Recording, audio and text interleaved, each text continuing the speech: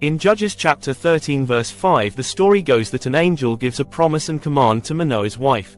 You will become pregnant and have a son whose head is never to be touched by a razor, because the boy is to be a Nazirite, dedicated to God from the womb. He will take the lead in delivering Israel from the hands of the Philistines. The woman's son was born and named Samson, which in Hebrew means son-child, or little son.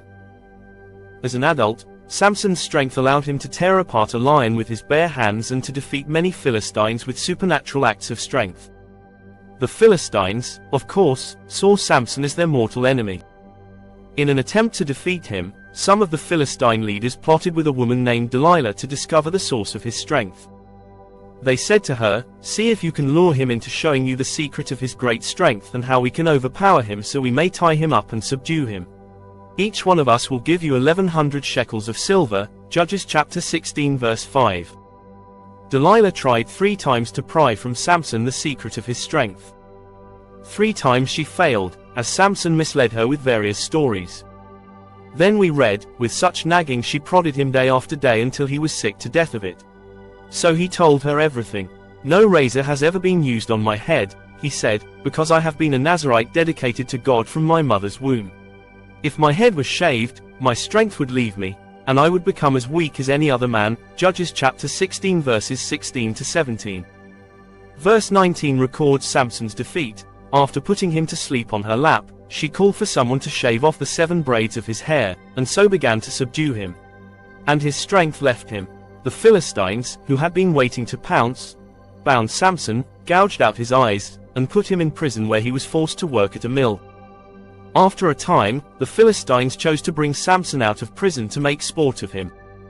He was brought into the arena during a festival where about 3,000 men and women were in attendance. Judges chapter 16 verse 27. Samson rested against the pillars and prayed for God to give him strength one more time to defeat the Philistines. God answered his prayer. Verse 30 notes, "Then he pushed with all his might, and down came the temple on the rulers and all the people in it. Thus he killed many more when he died than while he lived."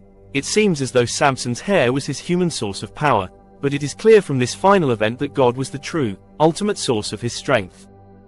Samson's uncut hair was simply the sign, mark or symbol, that he, being a Nazirite, was obeying God's command and serving God's purpose. God's strength was the power behind each of the judges, including Samson. The Bible is full of the symbolic elements and seemingly fantastical narratives from some fantasy world. That causes many readers not to take most biblical accounts literally or seriously. Scoffers treat these stories as mere fairy tales or myths written by some ignorant ancient people.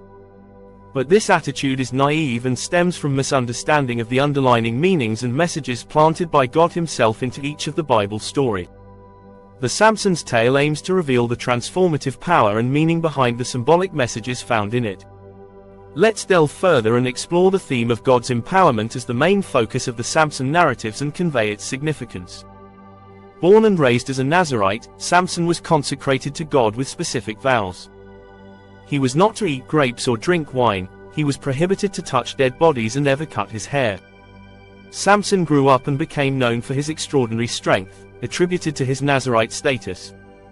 The source of his power lay in his uncut hair, symbolizing his dedication to God and his chosen role as a deliverer of Israel. The symbolism in Samson's hair lies in its representation of his connection to God and his divine purpose. By breaking his Nazirite vows and allowing his hair to be cut, Samson symbolically cut his relationship with God, resulting in the loss of his strength. Cutting his hair marked the story's turning point, leading to his capture and downfall. However, the narrative does not end there. Samson's hair eventually began to grow back while he was imprisoned. In a final act of strength, he pushed apart the pillars of the Philistine temple during a feast, ultimately killing himself and a multitude of Philistines. To some unprepared readers or listeners to the biblical stories, unfamiliar with scriptural symbolism, the Samson story might sound like one from the Greek mythology. While it is natural to be curious about the physical mechanics of the cutting of Samson's hair, it is crucial to maintain sight of its more profound symbolism.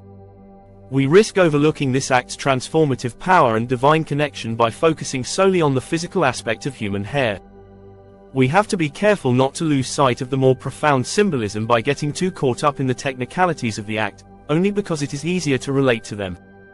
Samson's story is rich in symbolism and carries essential themes beyond the physical mechanics of cutting hair.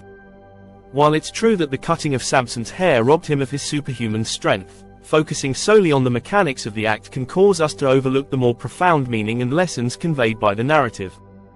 Let's look at a few reasons why we should not overly fixate on the physical mechanics. In ancient cultures, hair was symbolic. In Samson's case, his long hair symbolized his Nazirite vow and consecration to God. The cutting of his hair represented a violation of his covenant with God, and the loss of his supernatural strength had nothing to do with the haircut performed on him without his permission. Certainly, that was not Delilah's fault that Samson got deprived of his magic strength and power, but his own. Because of his lust for that woman, he forgot about his covenant with God. By focusing on the symbolism of hair, we might seek a deeper understanding of the relationship between dedication, faithfulness, and the consequences of breaking our commitment to God. The story of Samson highlights God's use of flawed and imperfect individuals to accomplish his purposes. When we look at Samson, despite his moral mistakes and weaknesses, God granted him exceptional strength to deliver Israel from the Philistines. When we are studying this story, the emphasis should be on God's power and sovereignty rather than the physical act of haircutting. Through Samson's story, we learn about God's ability to work through imperfect people, like me and you, and his faithfulness to his promises. Samson's story is a cautionary account about the dangers of succumbing to temptation and the consequences of disobedience. Samson's weakness for Philistine women led him to compromise his Nazirite vows and ultimately resulted in his loss of divine empowerment and separation from God. When we can focus on the broader themes of temptation, obedience, and the consequences of our actions, we can draw meaningful lessons applicable to our lives. Despite his failures, Samson's story also portrays the possibility of redemption and restoration. God is merciful and will come to your aid if you sincerely and faithfully ask for it. In his final act, Samson turned to God in repentance and was granted renewed strength to accomplish a great victory over the Philistines. This aspect of the story encourages us to reflect on the grace and forgiveness of God, even in the face of our shortcomings and mistakes. While the physical act of cutting Samson's hair is an essential event in the story, it is vital to maintain sight of the profound symbolism and the broader themes and lessons conveyed by the narrative. By looking beyond the mechanics, we can delve into the more profound spiritual and moral aspects of the story and apply its wisdom to our own lives.